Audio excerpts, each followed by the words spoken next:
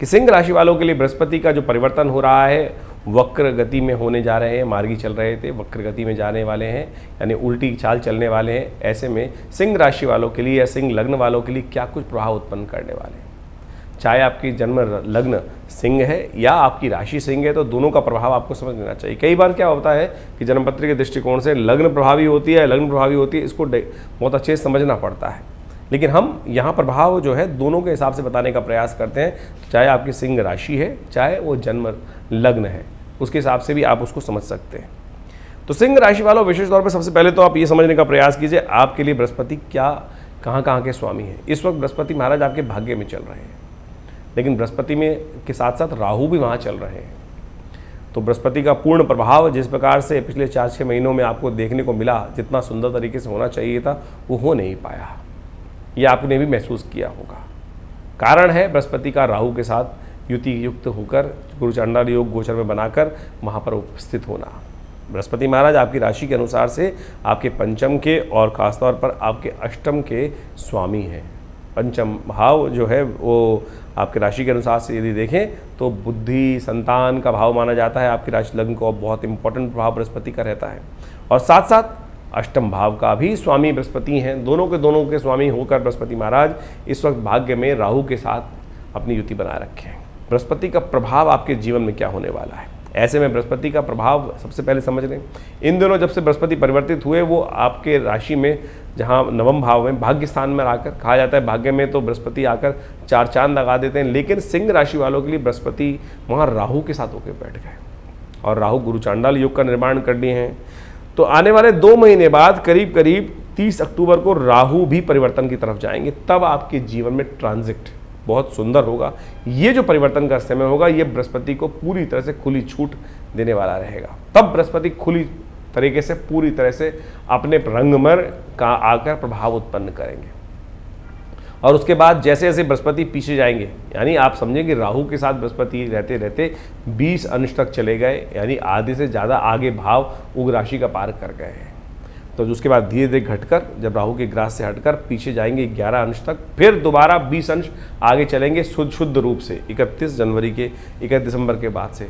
तब बृहस्पति का पूर्ण प्रभाव आपको जीवन में देखने को मिलेगा। उन 4 महीनों में बृहस्पति आपके लिए वारे न्यारे करने वाले योग बनाने वाले हैं, बहुत सुंदर तरीके से आगे बढ़ने वाले योग बनाने वाले। नवम भाव में बृहस्पति का संबंध विशेष तौर पर आपकी राशि के अनुसार से यदि देखा जाए तो ग्रहगण दृष्टिकोण से जो बच्चे हैं उनके लिए तो बहुत अच्छा योग बनता है एजुकेशन के लिए। लेकिन जब बृहस्पति वक्री हो जाएंगे, ऐसे में ध्यान रखिएगा कहीं ना कहीं एजुकेशन में कोई ना कोई कमी लाने के इन 3-4 महीनों में योग बन सकते हैं, तो उसमें सावधान रहते हुए कार्य करने की ज़रूरत दिखाई देती है। ऐसे में कई प्रकार से आपकी राशि में बृहस्पति का वक्री होना आपके अंदर कई प्रकार के कुछ प्रॉब्लम्स ही इरिटेट कर सकता है। जैसे अननेसेसरी का घमंड मन में उत्पन्न हो जाए और वो आपको विशेष तौर पे कष्ट देने के योग बना सकता है। तो इसलिए कोशिश करें अपने जीवन में सरलता लाने का आपको यथाउचित भाव से प्रयास करना चाहिए। आपकी तरक्की का योग तभी बनेगा जब आप सरल होकर बनेंगे। ज़्यादा घमंड, ज़्यादा जब एग्रेसिवनेस आपकी बृहस्पति के कारण से यहाँ हो रही, जो वक्र गति में बृहस्पति आ जाएंगे उसके कारण से कष्ट होने के योग बन सकते हैं। ऐसे में विशेष तौर पर यश तो प्राप्त होने के योग दिखाई देते हैं, लेकिन साथ साथ कोई कलंक वाला भाव भी आपके जीवन में आपको परेशान करने के योग दे सकता है। तो इसलिए थोड़ी सरलता भाव।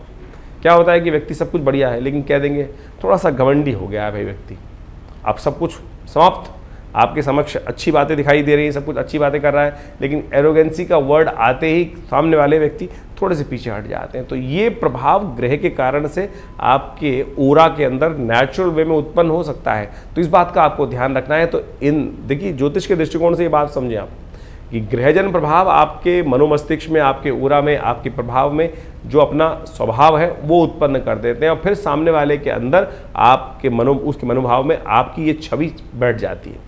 तो उसको समझ लेना चाहिए हमें कि ग्रह ने क्या किया है, तो उसके बाद उसको हम ठीक करने का प्रयास करें तो बहुत चीज़ें अच्छी तरह से उसके दुष्प्रभाव को बदल सकते हैं। आमतौर पर लोग कई प्रकार के उपाय करने लग जाते हैं। सबसे पहले तो इस समझ तो लें क्या कर रहा है, और फिर यदि आपको लग रहा है कि ऐसे में लोग मुझे इस प्रकार का प्रभाव लोगों के मनोमस्तिष्क में मेरे द्वारा यानी मेरे पर्सनालिटी के बारे में पड़ सकता है, तो उसको बदलने का आपको प्रयास करना चाहिए। वो बदलना बड़ा आसान है।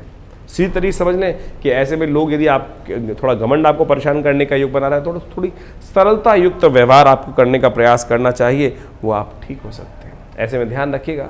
कुछ लोग आपको गलत प्रवृत्ति की तरफ भी ले जा सकते हैं, ऐसे में अननेसेसरी बदनामी आपके जीवन में आपको परेशान कर सकती है। वैसे ही बृहस्पति के साथ राहु चल रहा है और बृहस्पति के साथ राहु चलने के कारण से जिस प्रकार का योग बनता है वो आपको समझ लेना चाहिए। तो वो अननेसेसरी थोड़ा सा कष्ट देने के योग आपके जीवन में परेशान करने के योग बना सकता है। जो लोग ओल्ड एज में हैं उनको बहुत ज़्यादा ध्यान रखने की ज़रूरत है। जो थोड़े से करीब 60-70 के आसपास के लोग जिनकी राशि में योग बन रहे हैं, इस प्रकार का बृहस्पति यहाँ पे होना, तो ऐसे में ध्यान रखते हुए कार्य करने का प्रयास कीजिएगा। लोग आपके विशेष तौर पर कैरेक्टर पर, आपकी कई चीज़ों पर अननेसेसरी कुछ ना कुछ लांछन लगाने का कार्य कर सकते हैं। तो ऐसे में उससे आपको बचने का थोड़ा ध्यान रखते हुए कार्य करने की ज़रूरत है। ऐसे में थोड़ी चिंताएं मन में परेशान कर सकती हैं, क्योंकि बृहस्पति के साथ राहु की युति जिस प्रकार की चल रही है और बृहस्पति जिस प्रकार से वक्र गति में चल रहे हैं, तो ऐसे में संतान की चिंता आपको व्यर्थ रूप से परेशान करने की स्थिति उत्पन्न कर सकती है। तो इसके लिए कुछ खास उपाय अवश्य आपको करने का प्रयास करना चाहिए। देखिए, सबसे पहला उपाय तो अपने आप अंदर धर्म का उदय करने का प्रयास करें। जितने धर्म से विमुख रहेंगे उतना ज़्यादा आपके परिवार में, आपके घर में, आपकी संतान में जो अशांति का वातावरण उत्पन्न होने का योग बन सकता है। सबसे पहला धर्मयुक्त आचरण करने का प्रयास करें। थोड़ा परमात्मा की उपासना, सत्य जो भी हो सकता है, धर्म का मतलब है थोड़ा भगवान का पूजन, ध्यान इत्यादि सरलता अपने जीवन में लाने का आपको प्रयास करना चाहिए। थोड़ा दान पुण्य कर दें, जितना हो सकता है सहयोग करने का प्रयास कीजिए।